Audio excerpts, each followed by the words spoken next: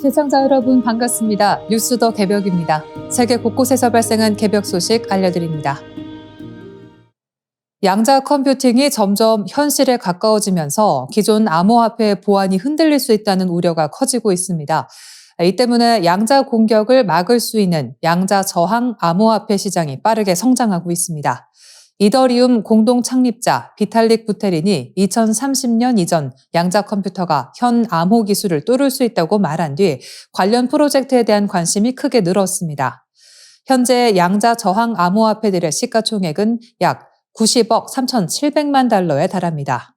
지캐시, 스타크넷, 퀀텀 레지스트런 트레저, 에이블리언 등이 대표적인 코인으로 꼽히며 이들은 양자 컴퓨터로도 풀기 어려운 해시 기반 또는 격자 기반 알고리즘을 사용해 보안을 강화했습니다. 하루 거래량도 15억 8천만 달러에 이르러 시장이 얼마나 뜨거운지 보여줍니다. 양자 저항 암호화폐가 필요한 이유는 간단합니다. 지금 대부분의 블록체인은 RSA, ECC 같은 암호 방식을 쓰는데 양자 컴퓨터가 발달하면서 이런 암호를 금방 풀 수도 있습니다. 만약 그런 일이 현실이 되면 지갑 주소, 개인 키, 거래 기록이 모두 위험해질 수 있습니다. 그래서 QRL 같은 프로젝트는 XMSS 서명으로 양자 공격을 막고 쿼라니움은 스피닉스로 메인넷 자체를 보호하도록 설계했습니다. 각국 정부도 대응에 나섰습니다.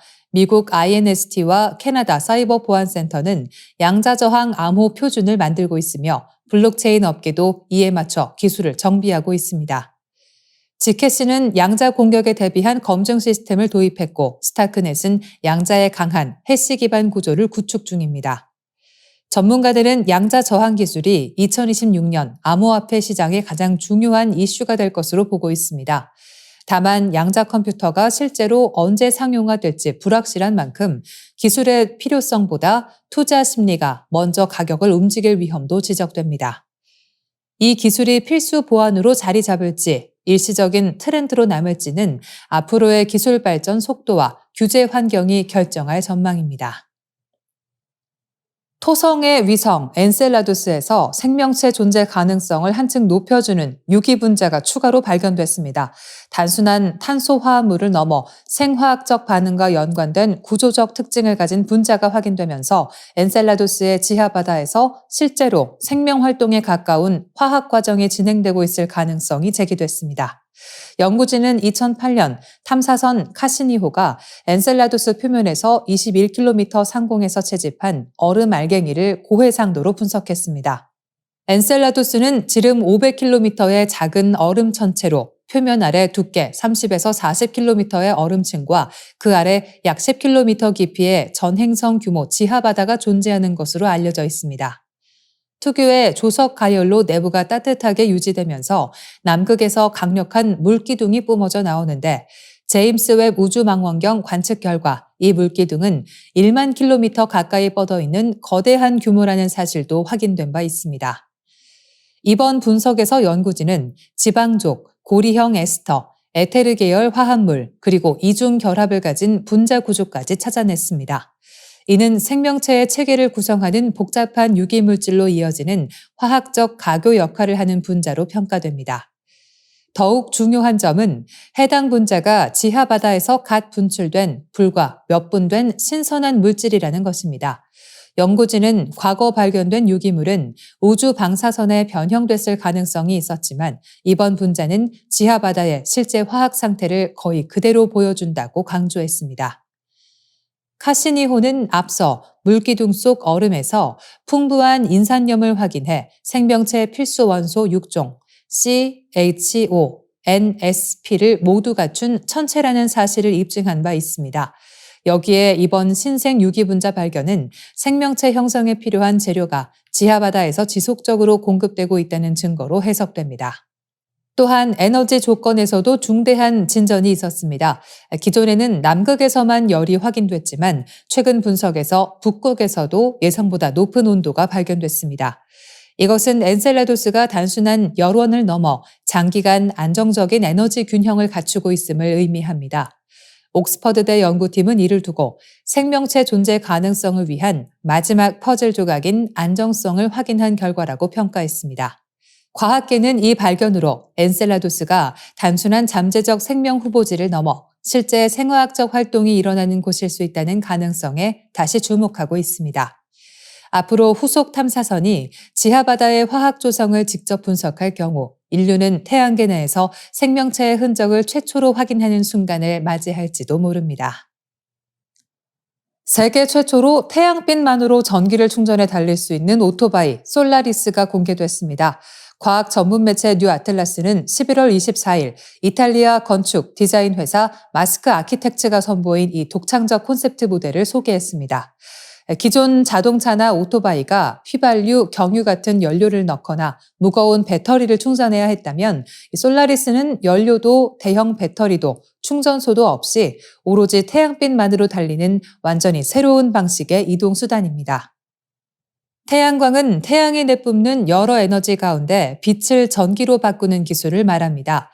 솔라리스는 이 빛을 직접 받아 충전하는 구조로 설계됐습니다. 작동 방식은 매우 단순합니다. 오토바이를 주차하면 상단에 숨겨져 있던 원형 접이식 태양광 패널이 캐노피처럼 펼쳐지고 이 패널이 햇빛을 흡수해 내부 리튬 배터리를 충전합니다.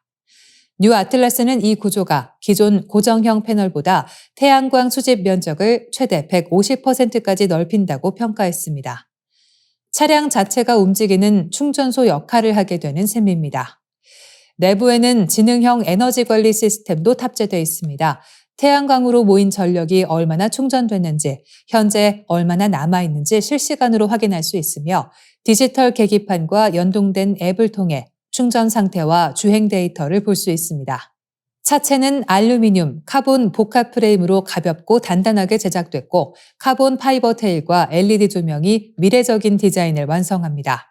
고토크 전기 모터와 감속 시 에너지를 회수하는 재생제동 기술도 적용됐지만 세부 성능 수치는 아직 공개되지 않았습니다. 이번 솔라리스는 발명하고 통합하라 라는 설립자의 디자인 철학 아래 제작된 단 하나의 시제품입니다. 뉴 아틀라스는 솔라리스가 전기 인프라가 부족한 지역에서 특히 유용한 대안이 될 수 있다고 설명했습니다. 충전소나 전력망이 없어도 햇빛만 있다면 계속 충전할 수 있기 때문입니다. 다만 원형 패널이 우산처럼 크게 펼쳐지기 때문에 도심 주차 공간에서는 다소 불편할 수 있고 독특한 외관은 호불호가 갈릴 수 있다는 지적도 나왔습니다. 그럼에도 뉴 아틀라스는 이 오토바이를 지금까지 본 태양광 모빌리티 콘셉트 중 가장 인상적인 작품 중 하나라고 평가했습니다. 태양빛만으로 달리는 이동수단이 본격적으로 등장했다는 점에서 지속 가능한 교통기술의 중요한 전환점으로 주목받고 있습니다.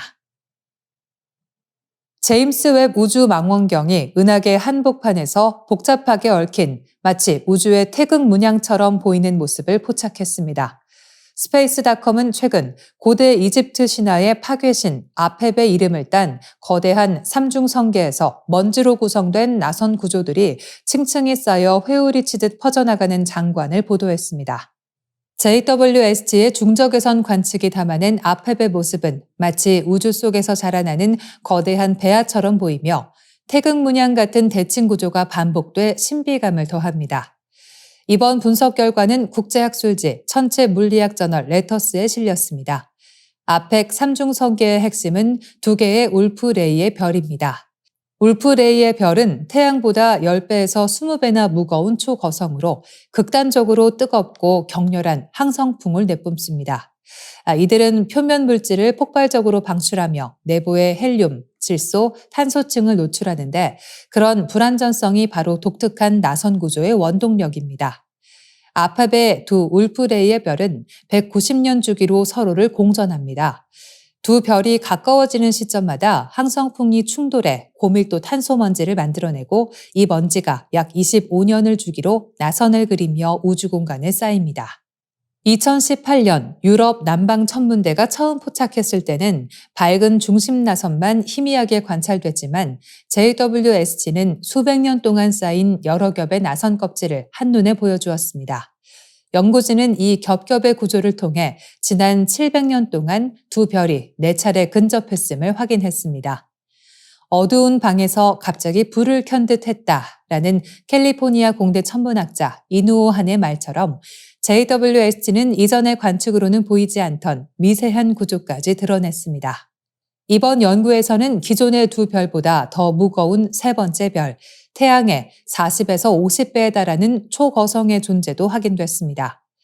직접 눈으로 분해해 관측한 것은 아니지만 울프레이의 별에서 뿜어져 나오는 물질의 상호작용 패턴이 보이지 않는 거대한 동반자를 가리키고 있었습니다. 이 세 별은 모두 초신성으로 폭발할 운명을 지녔으며 특히 울프레이의 두 별은 감마선 폭발을 일으킨 뒤 블랙홀을 남길 가능성이 높습니다. 관측된 아페베 형태는 과학을 넘어 상징의 세계까지 겹쳐 보입니다. 나선형 구조는 임신한 여성의 뱃속에서 자라는 태아와도 닮았고 곡선이 맞물린 형태는 태극처럼 보이기도 합니다. 또 마치 신라 금관에 장식된 영롱한 고곡이 우주 공간에 떠 있는 듯한 형상입니다. 상생방송 환단고기 북콘서트에서는 고곡은 우주의 깊은 빛의 세계의 씨앗을 상징하는 대명신주라고 설명한 바 있습니다. 이번 JWST 이미지가 보여준 아페베 나선은 과학적 현상일 뿐 아니라 원형 문화의 상징과도 맞닿아 우주가 품은 생성의 리듬을 상상하게 합니다. 뉴스 더 개벽 여기서 인사드리겠습니다. 시청해 주셔서 고맙습니다.